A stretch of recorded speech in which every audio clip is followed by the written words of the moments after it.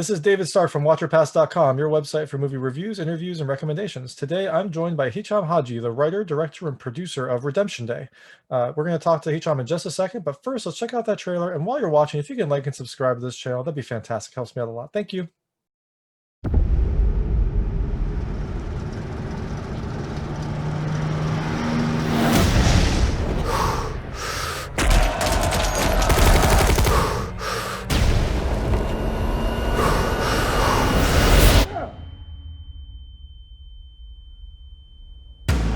Brad, Kate has been abducted. She's in Algeria. They were taken to be beheaded. The gentleman that we are dealing with is crazy. I need to get into Algeria. You're out of your mind.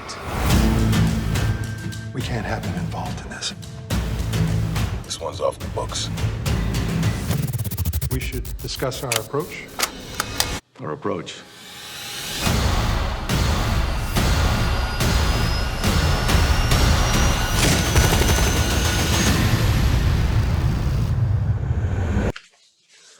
Hi, Hicham. Hey, how are you? I think I'm early. You are a little early, but that's perfectly fine. All right. Awesome. How's it going? It's going well. How are you? Good, good. Well, thank you so much for joining me. This is Hicham Hajji, the writer, director, and producer of Redemption Day. Redemption Day comes out early next year, so it's a kind of an explosive way to start off your year. So thank you so much for joining me. And I guess the first question is, this is your first feature film, I believe. So what was it like? Getting that process. How different was that versus the shorts, and what was it like kind of directing your first feature film? I'm sure you learned a lot, but you have a really good resume, so I'm sure you brought a lot to the table too. So Yeah, I learned a lot, but especially, making this movie happen was painful. It was, it was. You know what? You try to do a first movie as a director when you're not even a producer. I've been line producing movies in Morocco, managing. I know the production, but when you go to talk to people in Hollywood and say, I've never produced a Hollywood movie and I want to produce this one and finance it, it's they don't really take you seriously until you have a good script, or not even until you have someone as attached. You have to have an actor attached. You have to have maybe a producer who knows people or something. But it was, to be honest, it was really painful financially because we have to raise almost all the money to make it happen. And we went to $10 million budget to a $4 million budget, but we never had the $4 million in the bank account. We had, we started to have little by little, and when we start the shoot, then we start to raise the money on the go. So it was quite difficult financially, but at the end of the day, I think it's worth it. Yeah, that sounds like a process, but it sounds like you managed it well. I'm amazed that you were able to do that. You said that it takes a bit for you to get kind of taken seriously. Did you have one of the I guess the marquee actors, Andy Garcia or Martin Donovan, attached earlier, or did you just kind of like give them the script and kind of have your passion sell the project? No, actually, we had them later on, a little bit before the shoot. So we started offering the main part to Gary Dourdan, who was fantastic in the movie, and after, actually we had some little problems in the script in the beginning. So we always, a lot of people said no because some stuff were not fixed and the story was not. There was some little stuff that we had to fix, but at the end we fixed everything, and we started to go back again after the actors, and we just made the offers, and the first one who said yes was Andy Garcia, and when he said yes, everything else was very easy. Before getting there to Andy Garcia, we had to work a lot on the script, and fortunately, I was surrounded with one of the best casting director I know, Nancy Foy, and everyone trusts her in Hollywood. So she was with a great help. That's awesome, and I'm glad you mentioned Gary, because Gary was really, really fun to watch. He, I must have seen him. His face looked so familiar, but he was just such a great main character. Like he felt really calm the whole time. He had like some really good kind of carrying scenes, but it also felt like he kept his cool the entire time. It was a really, really fun kind of main person for this role. It is. He was one of the main actor on CSI. I don't know if you remember CSI. Oh He yeah, was there we go. Asian War Week. He's great. I mean, he's to be honest, he's a wonderful actor. If I had to shoot a movie again, and you propose me a better actor, I will still go with Gary because what he gives me on set and the involvement of his character and of him personally. I mean, we had the great shoot. I mean, there's nothing to complain about, and he gave me exactly everything I wanted. And he's a wonderful human being. He's a musician. He's like you spend an amazing time with him outside of the set. So, Yeah, seriously, I sounds mean, I was fortunate to be surrounded by great actors, and you know what? As a director, especially as a first-time director, you cannot ask more than this. I mean, yeah, the best. definitely. And the other character, the other main lead is Serinda Swan, and she was also fantastic. She had some Serena really Swan is tough emotional fantastic. scenes. Yeah. Exactly, yeah. She's been doing. I mean, the shoot was not easy, but the moment Serinda is in front of the camera, she's like transformed. She's into the character. She's done an amazing job. And so Everyone else did the same. Andy Garcia, you work with Andy Garcia. He's yeah. he's the Hollywood monster, and I mean, to be honest, you direct these kind of guys because they want to know what you want from them. They want to know what's my point of view of the story and everything. So you have to explain, of course. And they treated me like if I was Andy Garcia, for example. We're on set, and he talks to you like if he's been talking to Steven Soderbergh or anyone he's been working with. And it's really an honor to have this kind of relationship with the actors. It must be a great confidence booster, but also maybe it like makes you a little nervous because you're like they're relying on me and I have to do like my job. So it's probably a But mixed reaction. you know what? Once I was on set in front of the camera, I felt like I was in my position. I knew exactly what I wanted, and it was the easiest part of doing this entire movie because once again, the most complicated part was financing it Mhm. and make everything in place production wise. But once I was on set as a director, I think it was very easy. So that's great to hear. Yeah, I guess you just kind of fall into the role that you already know, so that makes perfect sense. Exactly, man. I've been also a first AD for 10 years, and I've tried some short films. I produced some small movies where I was always close to the directors and everything. So it was very helpful. Awesome. And so the story is a really interesting one. It's I don't know much about Morocco. I don't know much about Algeria, so it was kind of fun to see. What inspired this? It feels like you know a story that would come out of any big Hollywood movie, any big Hollywood studio. So I guess what inspired it personally for you? And it feels like it Well, must have been personal because it was set in Morocco. it was personal. My one of my best friends' sister has been killed in a terrorist attack Oh, in geez. not in Morocco, in Burkina Faso. So in middle Central Africa. So I wanted to, I've been really impacted because you know what?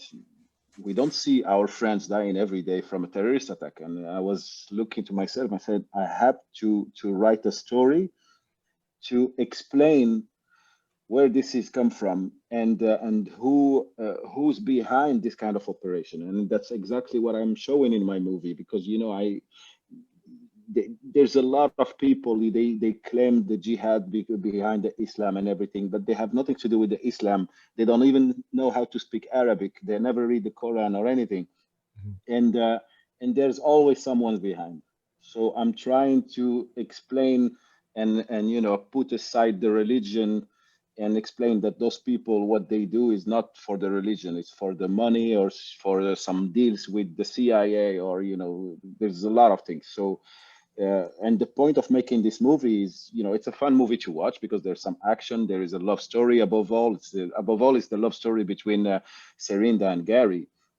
But behind that, I'm trying to show in the political aspects of what's happening in the region and in the United States and Morocco and Algeria and yeah, that's the I, I think your point about Islam and terrorism and kind of some public perceptions about that is a very important one. What I did like is that there's a lot of gray in this film. You have some scenes where they go and you're not sure which side this person's on, and then throughout the film their true intentions are revealed, and sometimes they're good, Exactly. sometimes they're bad, but there was a lot of like kind of uncertainty, even though you might have your own kind of personal first impressions of them. A lot of that time it's not necessarily what their actual true intentions are. So Yeah, it's exactly this. and so I was wondering, where was this filmed? Was it filmed in Morocco? It sounds like maybe it was, which Everything was filmed in Morocco. So I come it's from awesome. Morocco. I grew up in Morocco. I worked in Morocco as a producer for a long time. I've been doing a lot of line producing for American movies, European movies. So I wrote this movie knowing that I can shoot it in Morocco. I mean, we shot in New York. 25% of the movie is supposed to happen in New York, and all those New York scenes we shot them in Morocco. Beside the drone shots and the establishing shots, everything else was shot in Morocco because we have a very high standard technicians that used to work in the Hollywood movies that shots in Morocco. We have equipment, we have everything. I mean, and a lot of movies go to Morocco to shoot, like Mission Impossible, Kingdom of Heaven, Gladiator. I shot Werner Herzog movie in Morocco with Nicole Kidman and James Franco. They shot 95% of the movie in Morocco. So I know all the best locations, and I am surrounded with a great team. And when you're gonna watch the movie, it's spectacular locations, and that's the fruit of my 15 years working there. And one other thing I wanted to ask, one of the things I really appreciate about this film is that there's multiple languages. I think there's English, French, there's also Arabic. There's probably some dialects in there too that I didn't catch because it's not I don't speak those languages. You wrote it. Do you speak all those, or did you kind of have translations? I just Yeah, love I how do. kind of fluid that language sometimes was. Yeah, I do. Let's say it's 10% in Arabic and 10% in French. Everything else is in English, so it's mainly English-speaking language. But yeah, I grew up in Morocco, so I speak Arabic, and my native language is French, and and English, of course. So I wanted to keep it authentic. I wanted, if you have two Arab people speaking between them, they would never speak in English. So they had to speak Arabic. And my terrorists, all these terrorists that you see, Sami Nasiri, for example, if you see the 200 terrorist attack that happened in the past 10 years, 95% from them are guys coming from France or Belgium. So it's a European guy who speak French.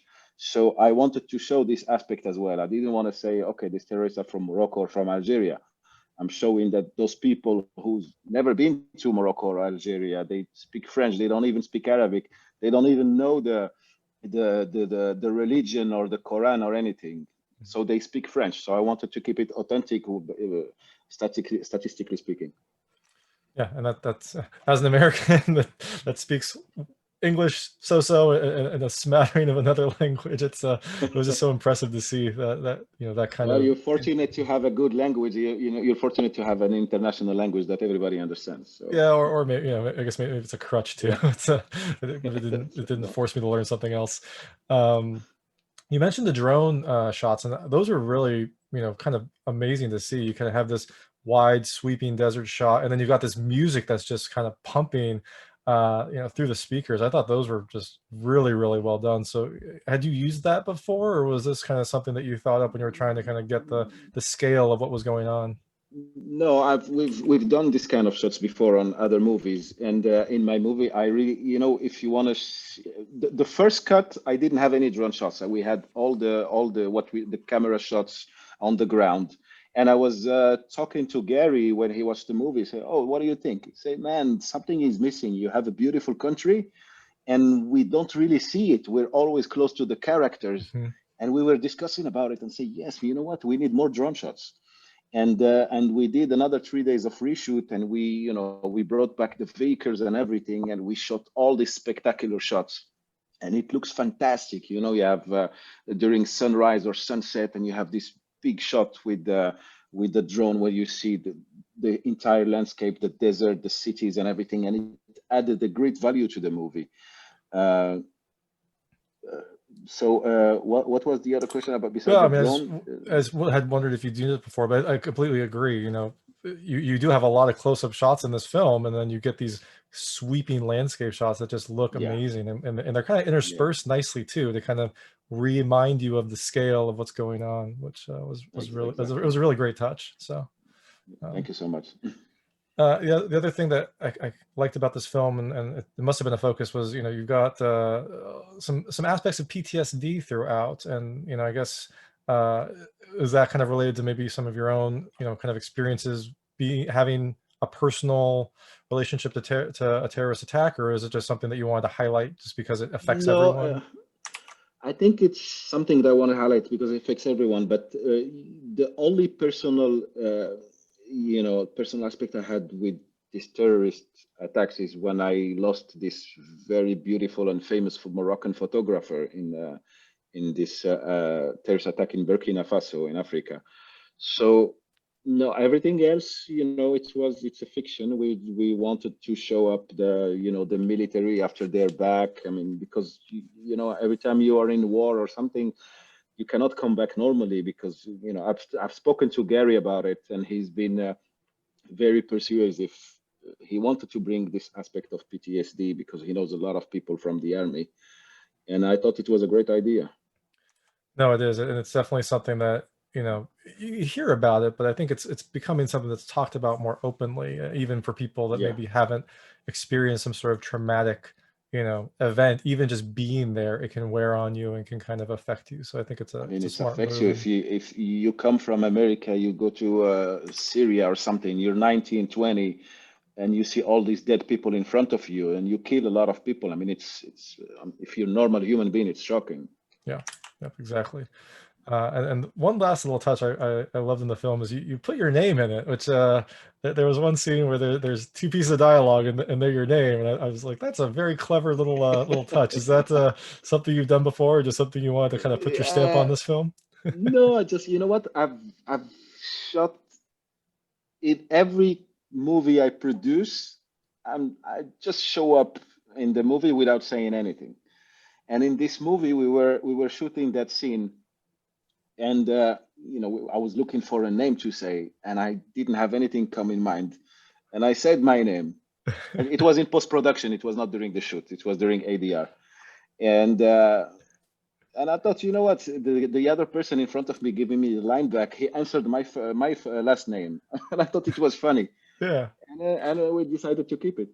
yeah, no, it works perfectly. Yeah, I thought only people who know me will understand, but everyone else, for them, is just the names. Yeah. Uh, so I'd like to end with just a couple, you know, kind of fun, lightweight questions. Feel free to, you know, they're kind of related to the characters. I want to see kind of your, you know, relationship with some of the aspects of the film. They're lightweight. Feel free to answer or not, but I tried to keep them very easy to answer. Um, Oil played a big role in this film. So do you drive a car? And if you do, is it gas or electric? Electric. Oh, good for you. You're doing your part. Yeah. Um, there was a nice boxing scene in this film. Are you a boxer? Have you ever boxed? I'm not. And you know what? Ernie Hudson is not a boxer either. He's never boxed in his entire life. And he was amazing. He comes on set, he read the script. I met him in Morocco, and he said, you know what? Okay, there is this boxing scene. He said, oh, you know what? I've never boxed before. I say, oh, really? Okay. But do you think you can box? I say, I don't know. And I had this coach in box who's been training with him for like 10 minutes. Oh, let's say an hour. Mhm. And he's been doing great. The guy is 75. He's in shape. I wish I could be like him at 75, but no, he's been amazing. I've never boxed before, but it's something that considering to do. I like, for just taking your energy out and everything. Yeah, it's a good workout. It kind of, you It's a know, good gives you some workout. confidence, and also it's a very kind of personal type of workout, right? You're kind Yeah. of fighting against yourself, and or it's kind of like a very good way to kind of gauge Yeah. how You, strong you are. So you know what? Let me tell you something. So this scene was supposed to be on a table at the father's house during a breakfast time. hmm, And I was before the shoot. It was written that it was supposed to be in a kitchen house during the breakfast, and I thought it was a little bit boring. And I was trying to bring up some more action in the movie, And I called Gary and I said, what do you think about this? Instead of talking around the breakfast at your father's house, what do you think if we can do it in a boxing gym? And said, oh, that's a great idea. Yeah, let's do it. It's going to be it's more movement, more action, more dynamic rather than just sitting. And we were looking for a boxing place in Morocco, and we didn't even find it, because all these rings and everything, it's in a small gyms. So we had to build the entire set Oh, in wow. a studio. So everything you see, all that set is built from scratch. That's really impressive, because it did just look like a standard boxing gym that I would expect to be. Yeah, that in was this. supposed to be in Brooklyn, and Yeah. we shot it in Morocco. Yeah, and I really I liked the scene because it kind of, it helps establish that he's a supportive father, but also kind of is raising him competitive and kind of where he might get Yeah. some of his competitive edge. So no, I think that was a much better selection for that. Thank you. There's also a scene. There is another breakfast scene where pancakes are featured, and they look delicious. What's your go-to breakfast or favorite breakfast? My favorite breakfast, you know what? I stopped eating breakfasts. I'm trying to eat once or twice a day maximum. But my favorite breakfast, I would say, not the pancakes, maybe the French crepes or egg Benedicts. Very, Yeah, very yeah, nice that I would. choices. Yeah, but we wanted to make it look American, so we Mhm. had to put the pancakes on the table. Yeah, no, that makes perfect sense. And so And now by the the way, film. the girl who's playing that part is my daughter. Oh, really? Yeah. Oh, that's awesome. Yeah. Your stamp is in all sorts of parts of this film. That's fantastic. Been working on it for a while. Yeah, that's great. Yeah. So the film comes out early next year, and I assume you're going to be promoting it. And then, what's next for you? I thought I saw you may have another film wrapping up or in post production. But what else do you kind of Yeah. have on the So horizon? yeah. So we just during the lockdown, I was everyone, me, my friends, my writers, we were bored, and we decided to write a script that we were hoping to shoot during the lockdown. And this is exactly what we did. So we wrote a speedy version of a woman. It's a female superhero, not superhero in the Marvel sense, but she's a woman that's go avenge other women victim of violence. And this is something we shot in October. It was I mean, seriously, I've never shot anything that fast before, because we wrote the script in 2 months and shot it in 3 weeks. Oh, wow. But that was fast. But to be honest, the shoot, I mean, we're still missing some scenes, so we have to shoot it again, probably by the end of January or February. But this was a beautiful story about what's happening right now, and we're talking about this woman who lost her friend, who's been a victim of violence, conjugal violence, and domestic violence. So so she's just going out there and kicking some men's ass to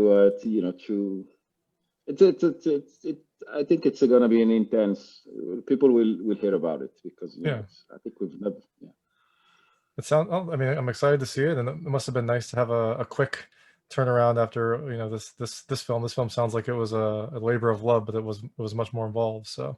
Yeah. I mean, this one took me about 4 years. I think we started writing it in January 2016, and I've been on it for the 4 years, like full time.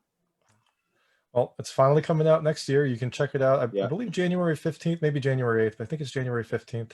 I should check that. I'm sorry. 12. It's on Select Theater on January 8th, and on VODs on the 12th. Oh, perfect. There you go. So thank you so much for your time. This is Hicham Hajji, the writer, Thank you. director, and producer of Redemption Day. Thank you so so much.